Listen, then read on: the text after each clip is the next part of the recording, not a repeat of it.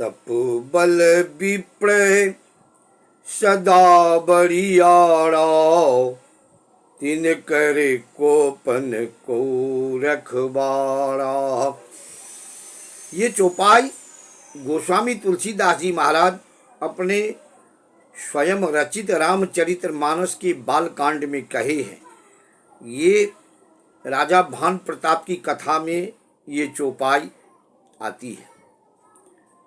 इसको गोस्वामी जी कहे हैं, तपबल विप्र सदा बड़ियारा, तिनकर कोपन को रखवारा। ब्राह्मण तप से ही समाज में, देश में, देवी देवताओं के बीच में सम्मानित हैं। देवी देवता भी ब्राह्मणों का सम्मान, ब्राह्मणों की बात को मानते हैं, ब्राह्मणों की तकलीफ दूर करने के लिए धरती पर अवतरित होते हैं। तो कहते हैं गोस्वामी जी, तपबल विप्र सदा बड़ियारा। ब्राह्मण अगर तपस्वी नहीं हो तो फिर उनका कदर कौन करेगा।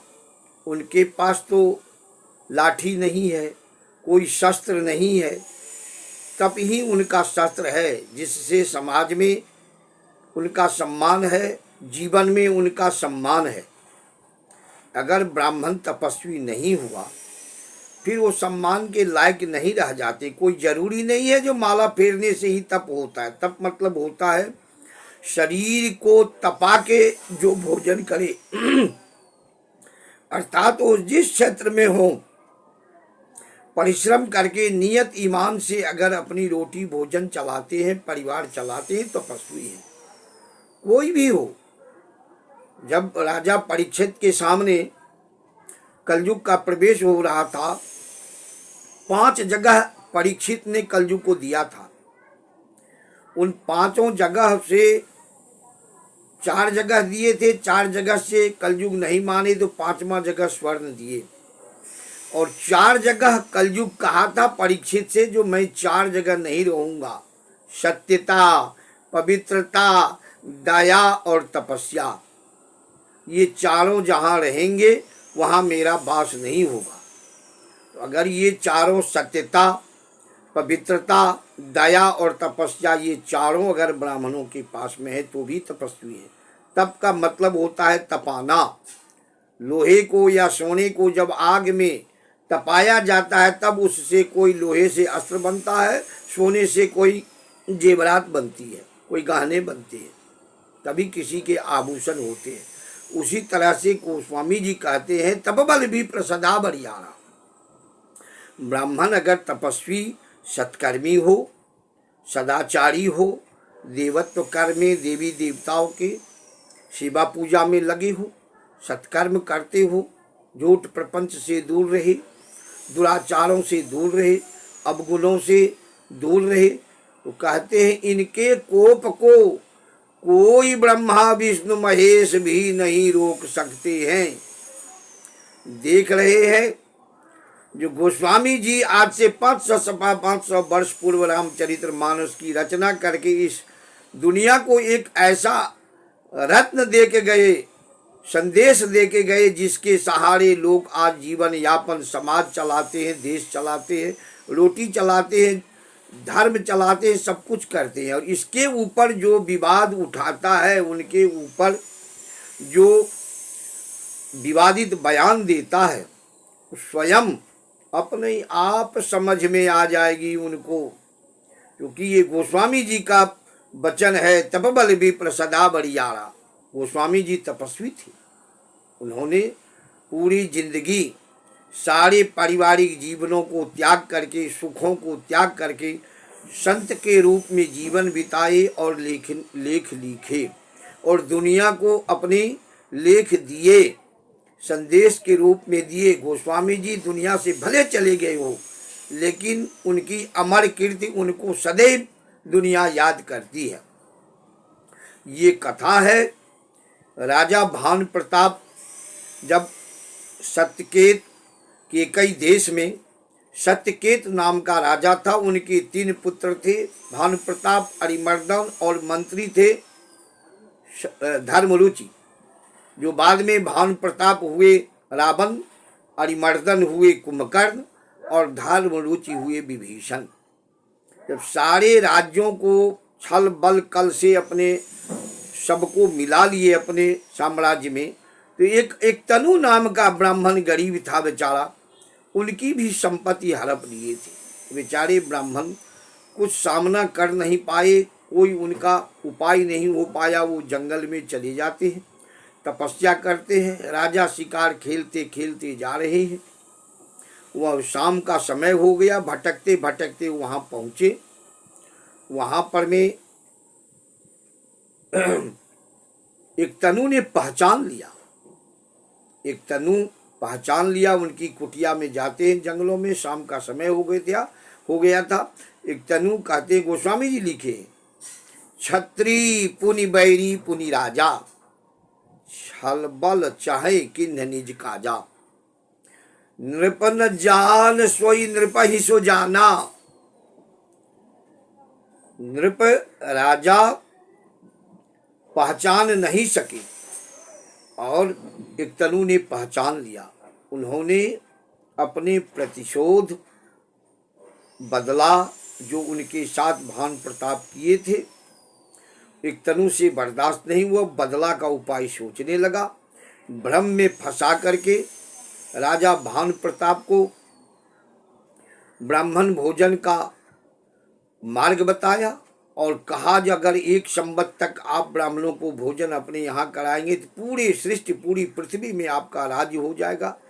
इस पूरी साम्राज्य का राजा बनने के चक्रव्यूह में फंस गए भानु प्रताप। उन्होंने एक तनु की बातों में फंस के ये उपाय में चल दिए।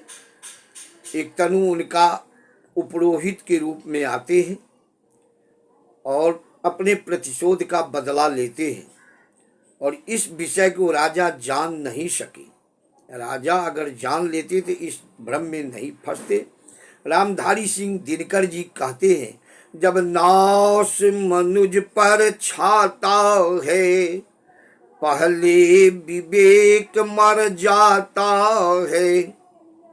मैं देखता हूँ, सब कोई देखते हैं, जब कोई व्यक्ति अनैतिक कर्म से साम्राज्य बनाता है, अनैतिक की पराकाष्ठा पर जब पहुंचता है, तब उनके जीवन में अहंकार रूपी अंधकार छा जाता है। उसके बाद वो विनाश के मार्ग में चल देते हैं, जो कि उन्हें समझ में भी नहीं आता है और सर्वनाश हो जाता है। यही राजा भानु प्रताप के साथ हुआ।